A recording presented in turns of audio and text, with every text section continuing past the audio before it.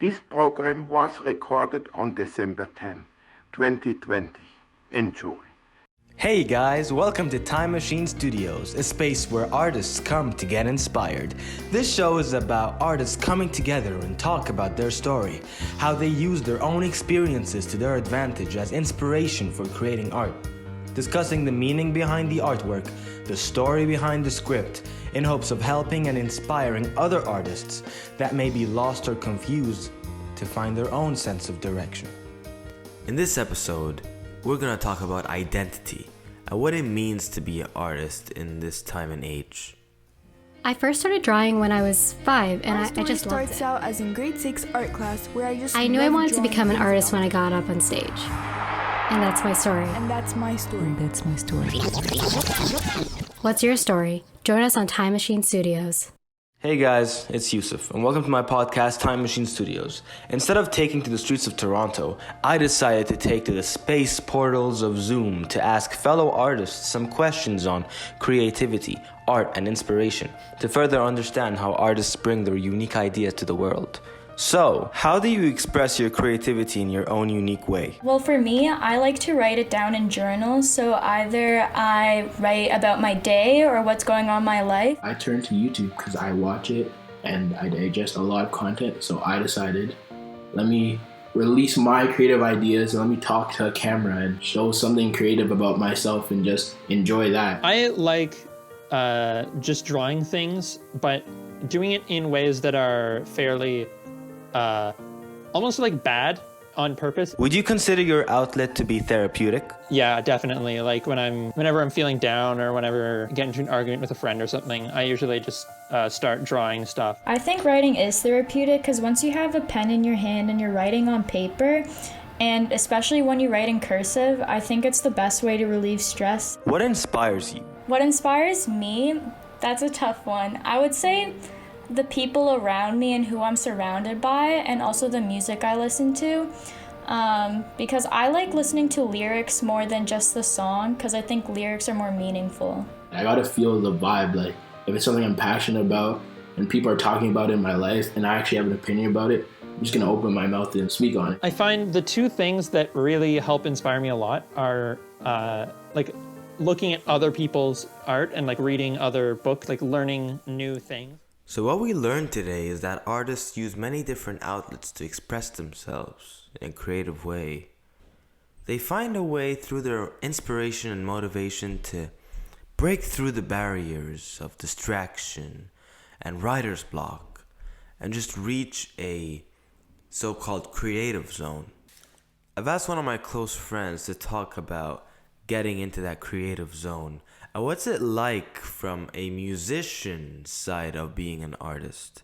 Because artist is a very general term with many different fields of expertise. Now we're going to take a deep dive into the life of a musician. Adel Manji, aka Redshift, is an artist, singer, songwriter, and musician. I wanted to ask him a few questions on artistry, what it means to be an artist, and explaining the creative process of a musician. He has released 3 self-produced albums as Redshift. His latest project, Radiant Blue, is available now on all streaming platforms. Welcome to the podcast, Adel. How's it going, my guy? How's it going?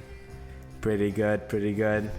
So I just wanted to get in by asking you, like, what made you want to make music, and what's your story? You mean like how I got started making music, basically? Yeah. Well, I'm a classically trained pianist. I've been doing piano since I was about 4 years old. I've been playing piano. I did not like it when I was younger at first because my parents kind of forced me into it. But of course, they always say you'll thank me later, and I thank them later, obviously, because it's helped me out so much since then. But yeah, that's kind of was like my first experience with like making music and playing music and performing music. But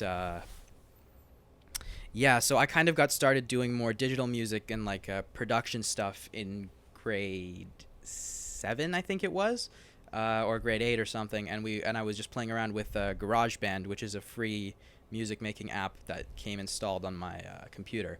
So I just kind of played around with that, playing with loops, and I just kind of kept using it and kept learning. And I had a friend in high school who was really good at all this stuff, and he taught me a lot. And yeah, I eventually got better better software and learn more about it. And I've just been building up the skill slowly. Wow. Entirely self-taught on that regard, yeah. That's very impressive. Have you found your sound? And if so, what would you say to artists struggling to find their sound and identity when it comes to being an artist?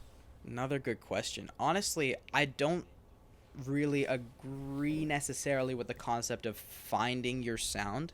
You know, I think you can find the kind of music that makes you happy, but I don't think that will always be the kind of music that makes you happy, you know? I think you can have multiple sounds. I would say don't worry about finding your sound, just make music that you want to listen to.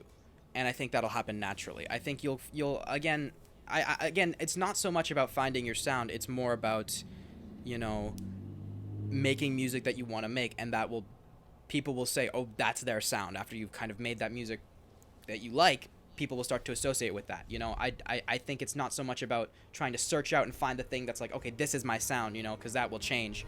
I think it's more about, you know, just making the music you want to make, and it'll come naturally from that. Well, thank you so much, Adele, for your time and insight on the life of being an artist and musician and all that. Of course, man. Glad to help you out.